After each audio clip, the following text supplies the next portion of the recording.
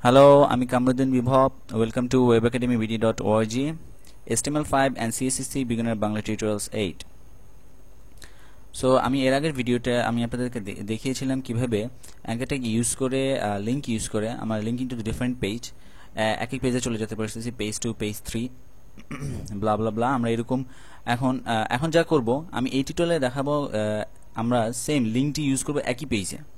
আলাদা অন্য কোনো পেজ ওপেন করব না দেন আমি দেখাবো কিভাবে ইমেল লিংক তৈরি করতে হয় আপনার সাপোজ আপনার লেখা থাকবে আপনার নাম লেখা থাকবে বা লেখা থাকবে ইমেল বিভব আপনার নাম তো এখানে ক্লিক করলে ইমেল করতে পারবে সবাই আপনাকে দেন বেসিক কিছু টুল টিপস দেখাবো আপনাদেরকে সো শুরু করতে যাচ্ছি নোটপ্যাড প্লাস প্লাসে ওকে অ্যাঙ্কার ট্যাগ নিলাম এ ক্লোজ দেন লিখি আমি ইমেইল বিভব সো href সরি এই ফাংশনে লিখতে হবে আপনাদেরকে মেইল টু আপনি আপনার নিজের ইমেল দিবেন যে আপনার এখানে ক্লিক করার পরে যেই মেইলে ইউজার আপনাকে মেইল করবে সেই মেইলটা অবশ্যই সেট করবেন সো আমি আমারটা দিচ্ছি info@webacademybd.org সো আমরা রান করে দেখি এখন লঞ্চ ইন ফায়ারফক্স দেখেন আমি এখন ইমেল বিভাগে ক্লিক করব দেখেন টু info@webacademybd.org সাবজেক্ট লিখবেন এবার আপনার মেইল লিখে সেন্ড করে দিলে মেইলটি চলে যাবে ওকে সো আপনার যখন আপনার ওয়েবসাইটে পুরোপুরি কমপ্লিট হবে দেখবেন বেশিরভাগ ওয়েবসাইটের নিচের দিকে ফুটারের দিকে থাকবে আপনার সামান্য করে ইমেলটি লেখা থাকে যেমন আমি দেখাচ্ছি এই ইমেল বিভাগে লেখার জায়গায় আমার ইমেলটি লেখা থাকবে info@webacademybd.org দেখেন সেম এই ইমেলে ক্লিক করলেই ফুটারে দেখবেন যে অনেক জায়গায় মেইল থাকে তাদের ওয়েবসাইটে ইয়াদের মেইল থাকে সো আমরা এই মেইলে ক্লিক করলে তাকে মেইল করতে পারবো সো আমি এখন আপনাদেরকে কিছু বেসিক টিপস দেখাই ইমেলের কাজটিতে গেল ওকে একটি ইমেজ নিয়ে আমরা ইমেজে অবশ্যই আমি আপনাদের দেখিয়েছিলাম img src সোর্স দেখেন আমি সোর্সটি এখন বসাবো না আমি আগে দেখে নিই যেই ফোল্ডারে আমার পেজটি আছে ও ফোল্ডারে চলে যাই আমি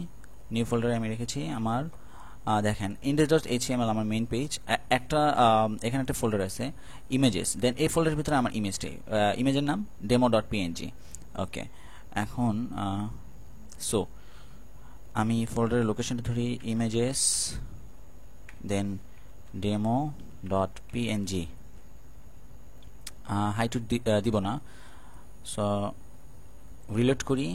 আমার পেজটি দেখেন আমার ইমেজটি চলে এসেছে তো আমি আপনাদেরকে যে বিষয়টা দেখাতে চেয়েছিলাম আমি একটা ব্রেক দিয়ে দিই এখানে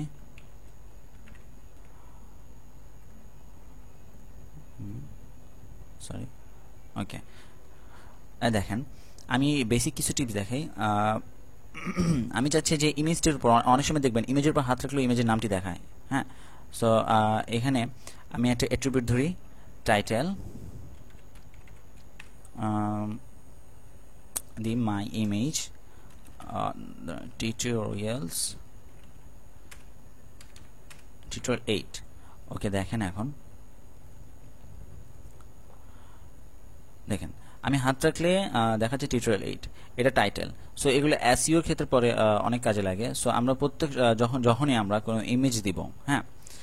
বা এখানে আপনি টাইটেল ধরতে পারবেন ইমেজ যে কোনো কিছুতে একটা টাইটেল দেওয়াটা বেটার হয়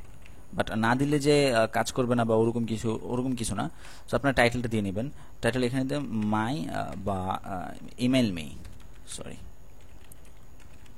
মি ওকে সো আর আমি আরেকটা অ্যাট্রিবিউট দেখিয়েছি আমি আপনার টাইটেল দেখিয়েছি ইমেজের ক্ষেত্রে অ্যাট্রিবিউটটি alt ইমেজের নামটি দিবেন আপনি অবশ্যই demo.png হ্যাঁ যখন আমাদের ইমেজটি কোনো কারণে আসবে না ইমেজটি শো হচ্ছে না বা ইমেজটি ভেঙে গেছে, তখন আপনার ইমেজের জায়গায় নামটি এসে পড়বে demo.png, যাতে মানুষ ইউজার বুঝতে পারবে যে এখানে একটা ইমেজ আছে। অল্টারটাও দিয়ে নেবেন। এটা এমন বাধ্যতামূলক কোনো কিছু না। সো আমি আপনাদেরকে যা যা দেখানোর কথা ছিল, ইমেল ফাংশন কিভাবে ইমেলের লিঙ্ক ইউজ করা, দেন টাইটেল, অল্টার, টুল টিপস, বেসিক কিছু টুল টিপস দেখিয়েছি আপনাদেরকে। সো আমি আরেকটি কথা বলেছিলাম যে একই পেজে আমরা লিঙ্ক সেট করব। আমার মনে হচ্ছে আপনাদের আজকে বেশি দেখিয়ে ফেলেছি। সো আজকে এইটুকুর জন্য, আমি এরপরের ভিডিও টিউটোরিয়ালসে আমি আপনাদের অবশ্যই দেখাবো একই পেজে লিঙ্ক সেট করার জন্য। Okay, thank you for this, thank you for watching, by.